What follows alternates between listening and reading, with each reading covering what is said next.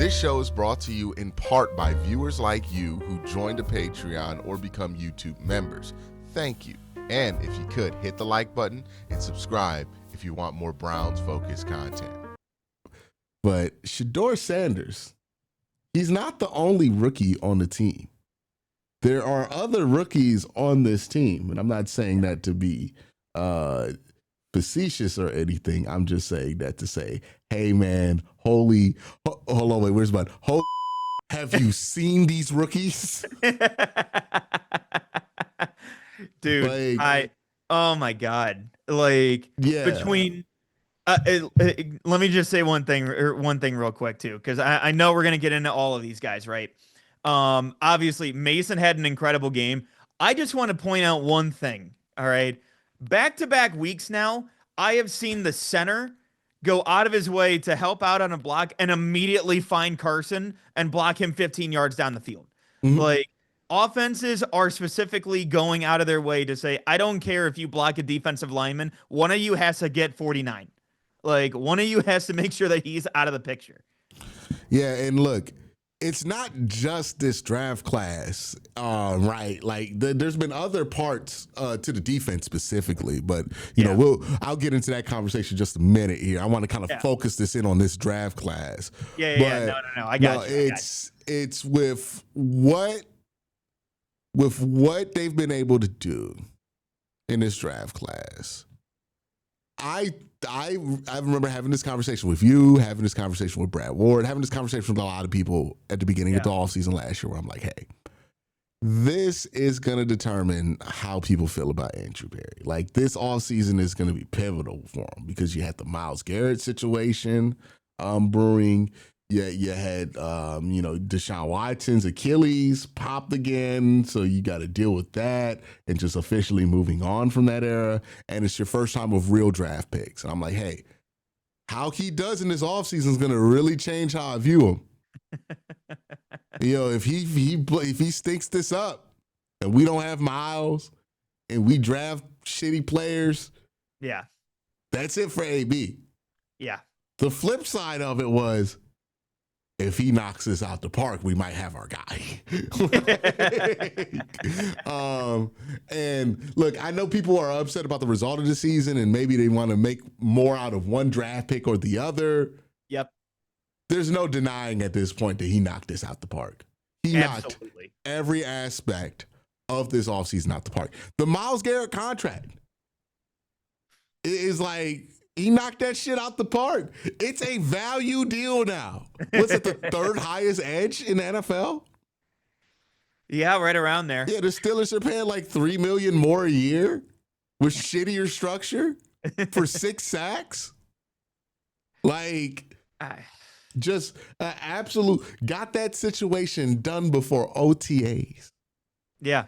And look, this team's not good. And Myles certainly was at the crossroads after that Pittsburgh game. But he found his way, and he seems more dedicated to this team than ever.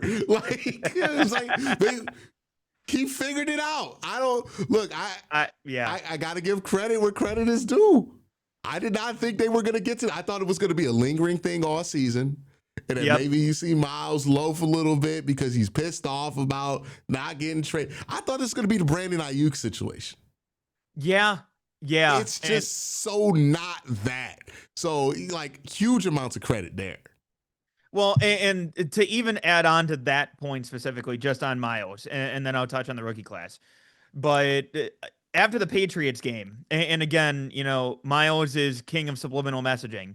I'll walk in a locker room and, Myles is blasting Linkin Park Numb in his locker after that game where he has 5 sacks and they still lose by 20. He's such an emo kid. Hey man, I love it. I appreciate it. But like at the same time, it's one of those things where, and it's one of the reasons why I love Myles for that, man. But no, like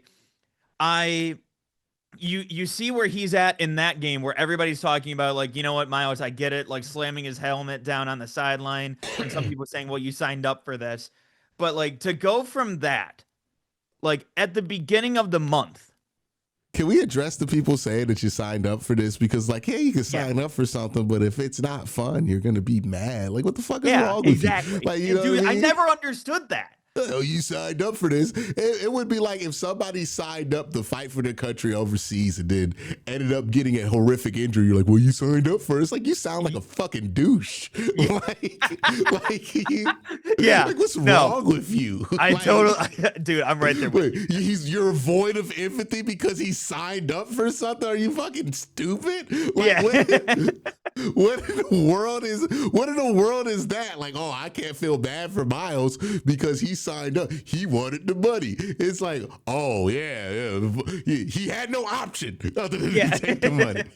Right. Andrew Berry made that very clear that he wasn't going to get traded. So his option was retire from football or take some money and try to make the best out of a situation. And he did what the mature route was to do, which was show up the fucking work. And people are like, he deserves no empathy because he made that decision. Like he's KD joining the fucking Warriors. Wait, what are people talking about when they say it? This is the dumbest internet. I just absorbed this talking point because somebody I liked said it, and I don't like Myles. I'm a TJ guy. It's as talking point ever. But yeah, people sign up for shit all the time that might get them hurt. It doesn't mean that if they get hurt doing it, you don't have empathy for them. What the fuck are you talking about? You signed up for this. Like, wait, are you if you get in a car accident, do people go, well, you got a driver's license, you knew this was a risk going into it,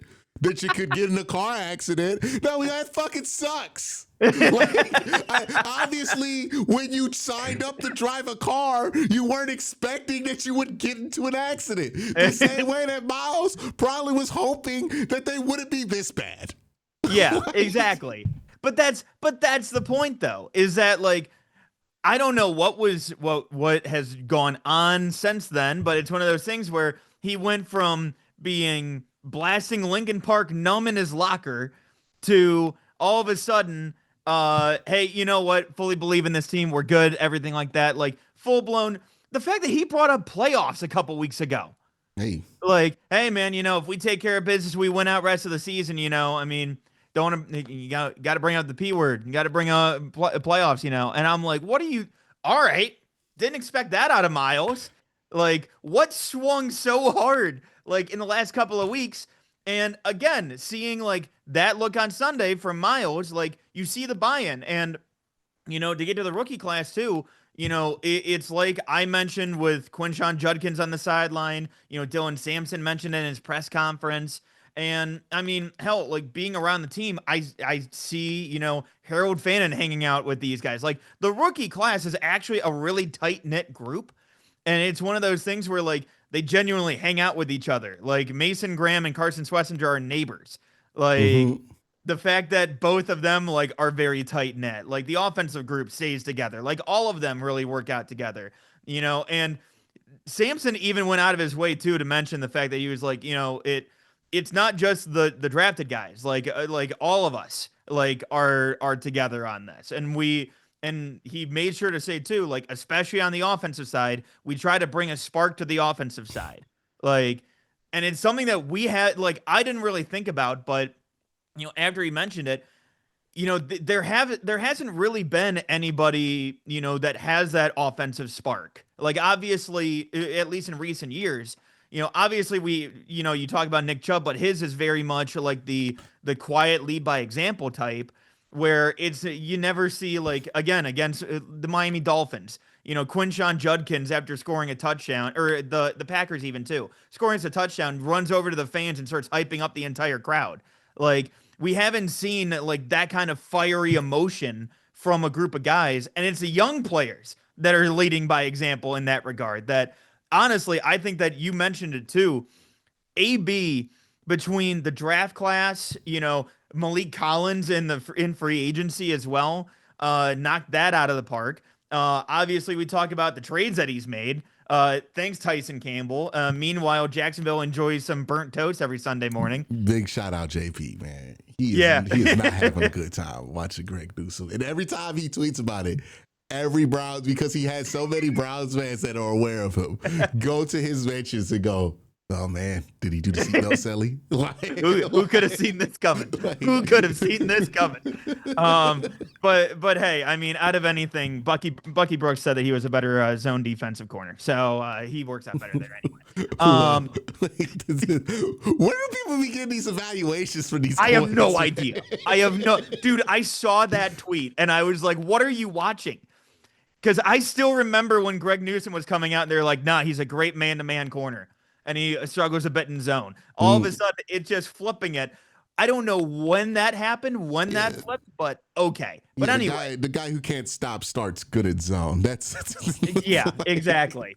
But hey, you know what? At least he's got a killer celebration. But anyway, like the oh God. But no, like I look at where this team is at, especially, and a lot of it is because of AB.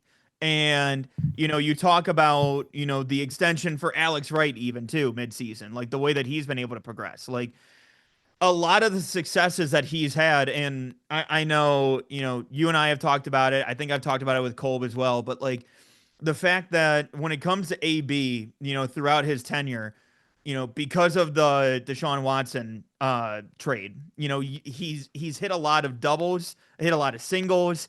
It's rare that he'll get the massive home runs. And it feels like this offseason has just been like a Shohei Ohtani game where he gets like 3 home runs and gets 10 strikeouts in one single offseason. Like that's the way that it feels like AB has really been able to turn this around. And, it's funny because I've looked at previous draft classes where it's like, okay, this can be a solid foundation. Where it's like, all right, you have your building blocks and then you can really hit some home runs after that and build upon that. This feels like it's a combination of both, where it's like, okay, hey, we got the foundation, we got the walls, we got the roof. Like, we got just about everything done. Now it's about getting the interior decorating done. Like, so I feel like AB, with where he's at now, has put himself into such a great position that this gives this entire regime new life potentially. Well, and real quick, just want to let you guys know Sleeper has a new offer here. They're offering a free $20 entry, no deposit required. And also, if you're a first-time user, you also will receive a 100% match on up to $100 when you use the promo code WORSTTAKE. Again, $20 free, no deposit required. Plus, first-time users also receive a 100% deposit match up to $100. Join Sleeper.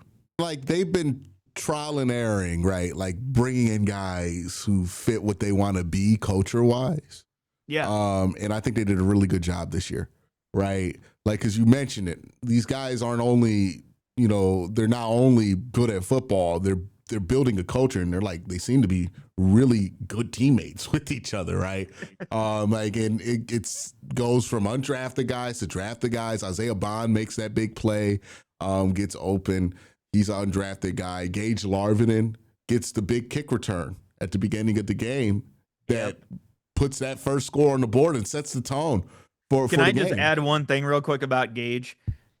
Because we got a chance to interview him a couple weeks ago at one of our coaches show remotes, and just talking with the guy and the way that he talked about, like, all of them have the same kind of mentality of, hey, you know what, we're going to come in, we're going to get the work done. And he's like, I know I'm still early on in my career, everything like that. But the way that he was talking, it sounded like he's a 10-year vet. And that's one of those things where, like you said, it's the culture that they're trying to build.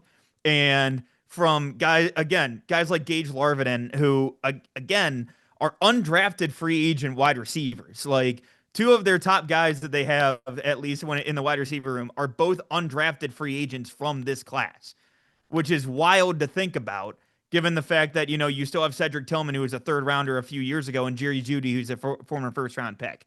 Like, but it's that kind of mentality that those guys are bringing, and that you're getting from the younger class, to where all of a sudden it makes it so that, hey, the vets have to step up now. Like, and they're constantly pushing each other, that I don't think that we've necessarily seen in previous years as well. Yeah, and it's like there's a connection between the two, right? Because you see Mason Graham hanging out with Myles Garrett. Right. Yep. You see that these guys aren't just like in their bubble and we're like, we got to get rid of the old guys. It's like, no, there's a connection there between the two, there's not that much tension, which is really good. And it's like understanding, like, hey, these are going to be the next core guys who kind of pass the torch on to the next one, plus Myles, because Myles ain't going nowhere. Right. So, it's nice to see that. And, look, the coaching staff has taken a lot of flack from myself. It's taken a lot of flack from the fan base.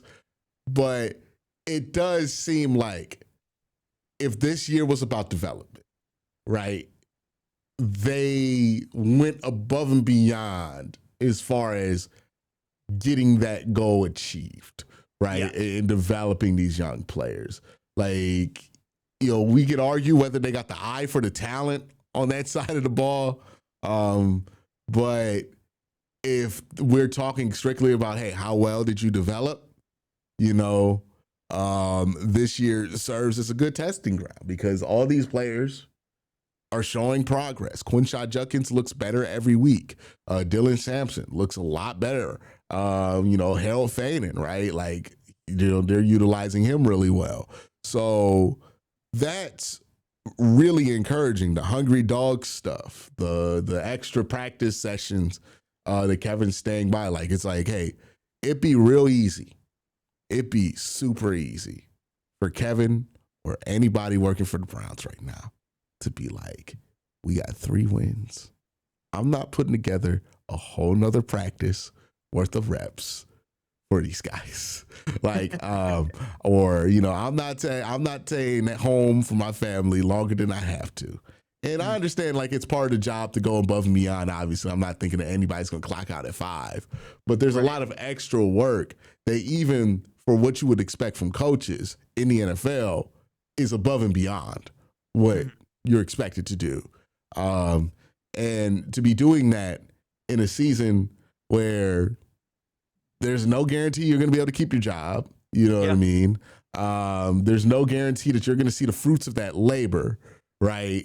But to do it because that's what's best for the team in that moment is going to be something that they're going to think about, right, at the end of the season when it comes to whether Kevin should stay or not.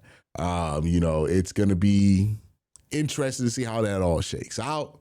It's going to be interesting to see how the last 6 weeks kind of change our mind on all of it. But the one thing we do know, hey, look, I just don't want to hear it anymore about Andrew Berry's drafting. Like, at this point, like, that's where I'm at, man.